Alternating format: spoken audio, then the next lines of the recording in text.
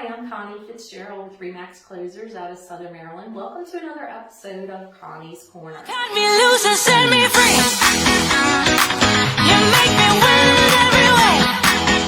Today I want to talk about sellers and the values of their current homes. How do you determine value? I always hear, well, my home's better because, and we don't necessarily equate to value because you think it's better. Maybe there's a waterfront view across the street, which may add some value. It wouldn't be comparable to a true waterfront property that's actually sitting on the water. So it's interesting, like you could have 6 houses on the street and they're all different sizes. They have different numbers of bedrooms and baths. That's going to play a big role in establishing value of your house. I get a question a lot, should I have an appraisal? If you have a unique property, and it's really hard to define. An example would be like a log cabin or a house below grade that you don't really see above ground. How do you evaluate that?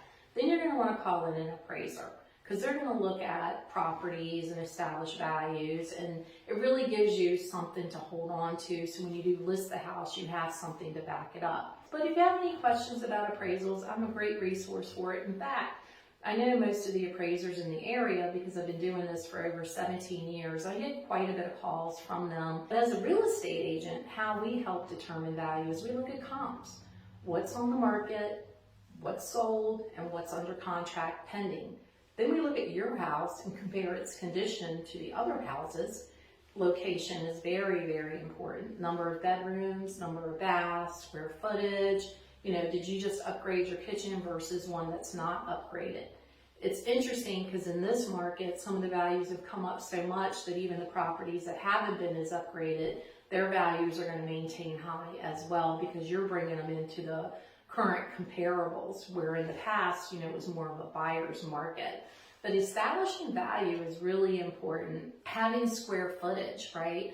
So if your house is 3,500 to 5,000 versus maybe a 2,600, 2,000 square foot, there's going to be a major adjustment there. And then age. Has the house actually depreciated over time, or has the homeowner kept the house current with today's market? Have they done any improvements, right? It makes a difference if you have a wood deck that's a 10 by 10 versus maybe a Trex deck that's a 16 by 16. What if you have a fence, a patio, a shed? All those things can establish value. Now, we get the question too, you know, I spent $30,000 on a deck.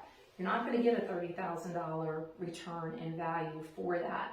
We hope you get to enjoy it. It's for the longevity, but you're not going to get a $30,000 return apples to apples. I hope that makes sense. You know, and in-ground pools, you could spend $100,000 on an in-ground pool, but that doesn't necessarily on an appraisal going to equal out to that.